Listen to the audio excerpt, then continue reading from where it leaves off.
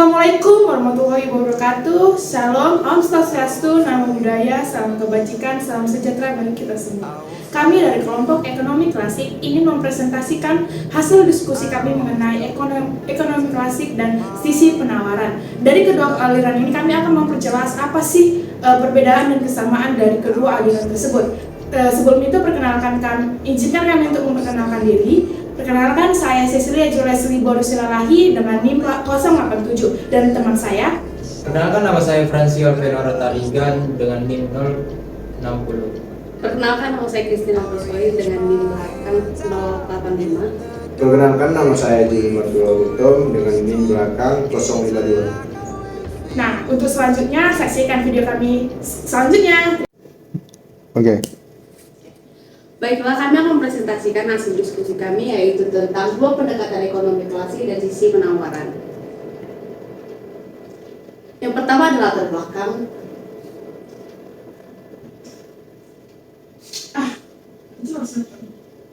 Ekonomi klasik berkembang pada akhir abad ke-18 hingga awal abad ke-19, periode di mana revolusi industri mulai mengubah struktur ekonomi dan sosial di Eropa. Teori ini muncul sebagai respon terhadap sistem ekonomi merkantilisme yang mendominasi pada masa itu, yang menekankan pentingnya akumulasi kekayaan melalui perdagangan luar negeri dan intervensi pemerintah yang kuat. Yang kedua ada latar belakang dari ekonomi sisi penawaran, yaitu muncul pada akhir abad ke-20 sebagai respon terhadap stagflasi atau kombinasi inflasi dan pengangguran tinggi yang melanda banyak negara maju pada tahun 1970-an. Pendekatan ini menjadi sangat terkenal selama masa pemerintahan Presiden Ronald Reagan di Amerika Serikat dan Perdana Menteri Margaret Thatcher di Inggris. Rumusan masalah dari materi kami pada siang hari ini yaitu adalah bagaimana prinsip pasar bebas yang dianjurkan oleh ekonomi klasik dapat memastikan alokasi sumber daya yang efisien tanpa intervensi pemerintah. Yang kedua, dalam kondisi apa intervensi pemerintah diperlukan untuk mengatasi kegagalan pasar dan bagaimana hal ini sesuai dengan prinsip-prinsip ekonomi klasik. Yang ketiga yaitu ada tujuan ekonomi klasik. Yang pertama yaitu mencapai efisiensi pasar. Tujuannya memastikan alokasi sumber daya yang efisiensi melalui mekanisme pasar bebas tanpa intervensi pemerintah. Penjelasannya, ekonomi klasik percaya bahwa pasar yang berfungsi tanpa hambatan akan menghasilkan alokasi sumber daya yang optimal, di mana harga ditentukan oleh pemerintah dan penawaran. Yang kedua yaitu merangsang pertumbuhan ekonomi melalui pengurangan pajak. Tujuannya yaitu meningkatkan intervensi dan produksi dengan mengurangi beban pajak pada individu dan perusahaan.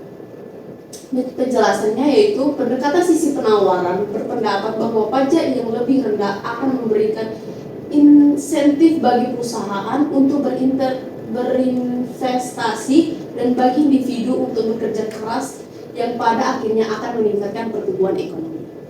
Selanjutnya itu pemikiran utama dari pemikiran ekonomi klasik dan sisi penawaran. Pemikiran utama dari pemikiran ekonomi klasik dan sisi penawaran dapat diringkas sebagai berikut. Yang dimana pemikiran ekonomi adalah aliran pemikiran ekonomi yang berkembang pada abad ke-18 dan awal abad ke-19 yang melibatkan sejumlah utama atau tokoh utama seperti Adam Smith, David Ricardo, dan John Stuart Mill.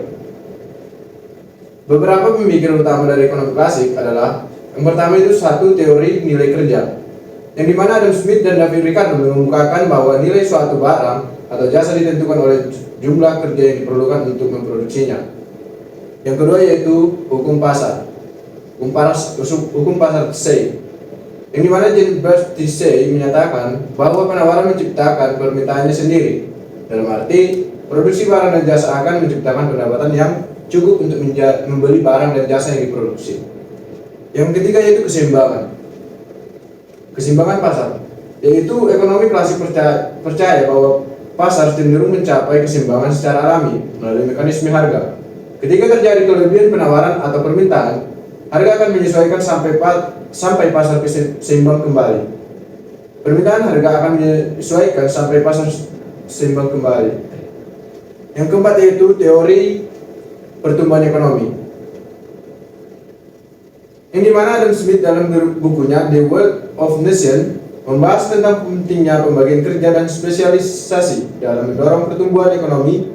Ia juga menekankan peran investasi dalam meningkatkan produktivitas.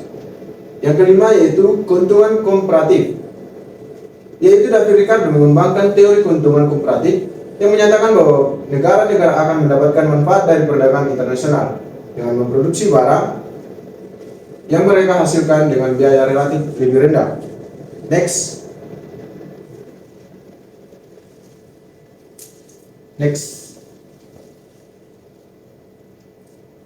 Nah, setelah kita dari ekonomi klasik, di sini kita akan masuk ke dalam pemikiran sisi penawaran.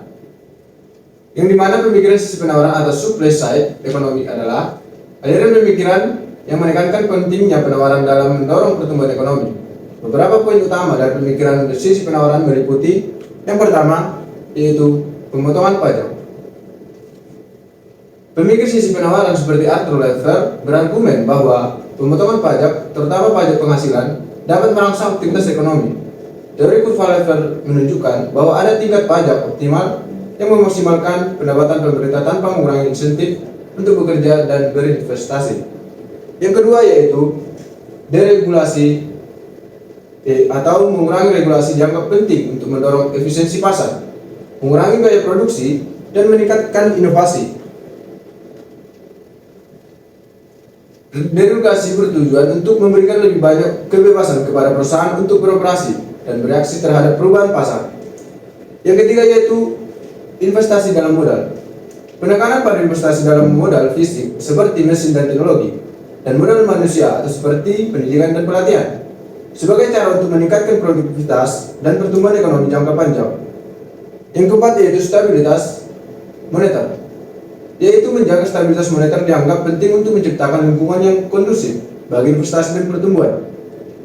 Inflasi yang rendah dan stabil diharapkan dapat mengurangi ketidakpastian dan meningkatkan kepercayaan perilaku ekonomi. Yang kelima yaitu pasar tenaga kerja fleksibel. Mendorong fleksibel pasar tenaga kerja dengan mengurangi batasan pada upah dan kondisi kerja yang dianggap dapat meningkatkan efisiensi dan adaptabilitas pasar tenaga kerja terhadap perubahan ekonomi. Pemikiran ekonomi klasik dan sisi penawaran sama-sama menekankan pentingnya pasar bebas dan peran kebijakan yang mendukung efisiensi dan pertumbuhan ekonomi. Meskipun dengan fokus dan yang berbeda pada faktor-faktor yang dianggap paling penting dalam mencapai tujuan tersebut. Next. Nah, di sini kita akan masuk ke dalam perbedaan. Nah, yang dimana perbedaan dari ekonomi klasik. Yang pertama itu ekonomi klasik yang memiliki prinsip dasar yaitu prinsip dasar dari ekonomi klasik yaitu menekankan pada pasar bebas dan terbatasnya peran pemerintah dalam intervensi ekonomi. Lalu ekonomi klasik yaitu fokus pada efisiensi pasar, yang dimana menekankan pentingnya mekanisme harga dan dalam mendistribusikan sumber daya secara efisien. Setelah itu ada produksi dan perdagangan, yaitu berfokus pada bagaimana produksi perdagangan bebas dapat meningkatkan kesejahteraan ekonomi secara keseluruhan. Sedangkan di bagian sisi penawaran itu prinsip dasarnya aliran sisi penawaran yaitu menjelaskan pada suatu konsep makroekonomi yang menyatakan bahwa peningkatan pasokan barang yang menyebabkan pertumbuhan ekonomi. Lalu pada sisi penawaran juga terdapat kapasitas produksi, yaitu fokus utama adalah pada peningkatan kapasitas produksi melalui insentif bagi perusahaan dan individu untuk berinvestasi dan berinovasi. Lalu pertumbuhan ekonomi, yang dimana bertujuan untuk mendorong pertumbuhan ekonomi jangka panjang dengan meningkatkan efisiensi dan produktivitas. Itulah dari perbedaan antara ekonomi klasik dan sisi penawaran yang bisa saya jelaskan. Next. Nah, selanjutnya itu filosofi ekonomi. Yang pertama dalam ekonomi klasik yaitu prinsip dasar berakar pada karya-karya Adam Smith, David Ricardo, dan John Stuart Mill. Lalu, menekankan pentingnya pasar bebas dan persaingan sebagai mekanisme utama untuk distribusi sumber daya yang efisien. Setelah itu, asumsi bahasa bahwa pasar cenderung menuju keseimbangan secara alami tanpa intervensi pemerintah. Nah, untuk peran pemerintah dari ekonomi klasik tersebut, yang pertama itu peran pemerintah sebaiknya meminimalkan intervensi dalam ekonomi. Yang kedua itu fokus pada penciptaan lingkungan yang mendukung pasar bebas seperti perlindungan hak milik dan penegakan kontrak. Lalu masuk ke dalam C, yaitu teori nilai dan distribusi. Yang pertama itu teori nilai kerja, yang menyatakan bahwa nilai suatu barang atau jasa ditentukan oleh jumlah kerja yang dibutuhkan untuk memproduksinya.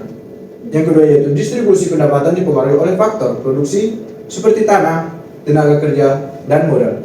Next.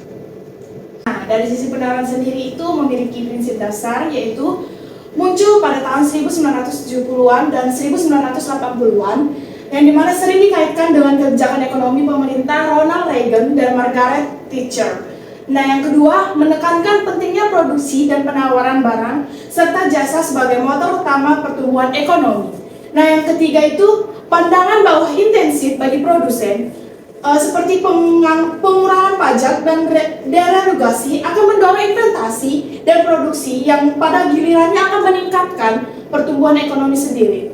Nah, yang kedua itu ada peran pemerintah. Peran pemerintah itu fokus pada pengurangan pajak, terutama bagi individu dan perusahaan untuk meningkatkan intensif kerja, tabungan, dan investasi sendiri. Nah, yang kedua, deregulasi ekonomi untuk mengurangi hambatan bagi bisnis dan mendorong mendorong inovasi serta efisiensi. Nah, yang ketiga itu ada kebijakan pajak.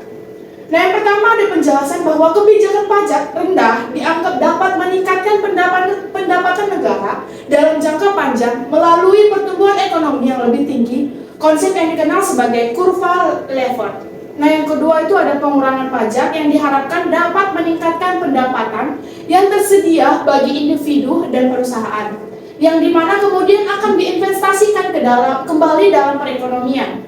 Next. Nah, untuk selanjutnya di sini ada yang namanya ekonomi yang diharapkan. Ekonomi yang diharapkan dalam ekonomi klasik itu ada instrumen kebijakan yang dimana dimaksud dengan kebijakan fiskal dan kebijakan moneter. Kebijakan fiskal sendiri itu seperti pengeluaran atau belanja negara dan pemasukan pemerintah seperti pajak. Nah, dalam menentukan tingkat pengangguran dan inflasi dalam kebijakan fiskal, ini terbagi lagi menjadi dua kebijakan fiskal yang dimana ekspansif dan kontraktif. Fiskal ekspansif merupakan kebijakan yang dimana menaikkan anggaran belanja dan menurunkan pajak untuk meningkatkan daya beli dan mengurangi pengangguran, merupakan salah satu kebijakan pemerintah yang diterapkan. Selanjutnya, nah untuk sisi penawaran sendiri di sini ada dijelaskan bahwa digunakan dengan penggunaan program pengurangan atau kompensasi pajak masyarakat untuk mendorong pertumbuhan ekonomi masyarakat menengah ke bawah seperti UMKM dan lain-lainnya. Kebijakan ini terfokus dalam pengeluaran dan pemasukan pemerintah dalam mengatur dan menentukan tingkat pengangguran di masyarakat dan mencegah terjadinya inflasi. Seperti kebijakan ini meningkatkan output dan tingkat bunga. Namun, jika terus-menerus dapat mempengaruhi investasi dan output kembali menurun. Yang selanjutnya itu kita masuk dalam instrumen yang digunakan dalam ekonomi klasik. Instrumen kebijakan utama yang mereka anggap penting untuk mengatur ekonomi. Yang pertama itu instrumennya adalah pasar bebas, di mana ekonomi klasik sangat percaya pada kekuatan pasar bebas.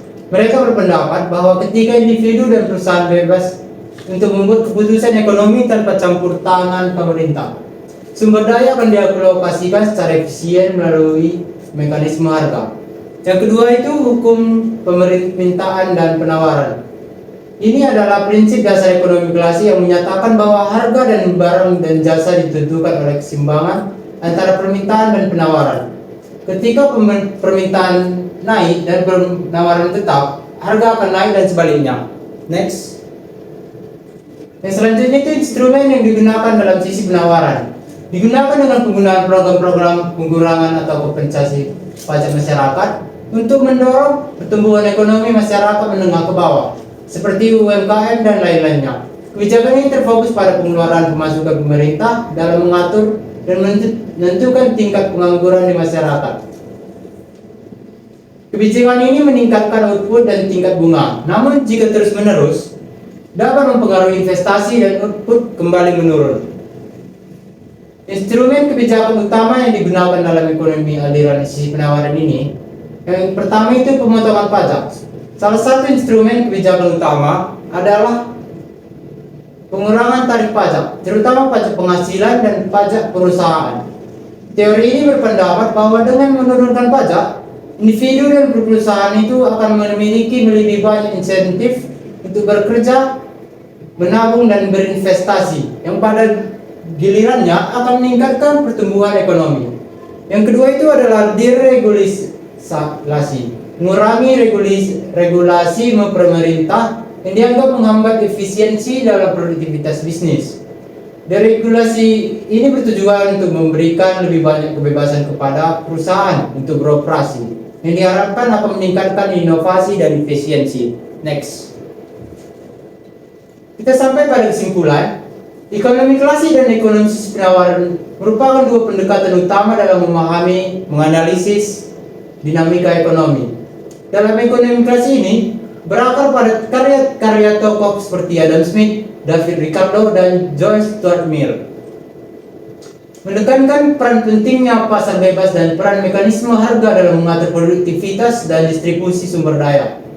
Dalam paradigma ini, keseimbangan pasar dicapai melalui interaksi antara penawaran dan permintaan, di mana pemerintah sebaliknya memiliki peran minimal dalam campur tangan ekonomi.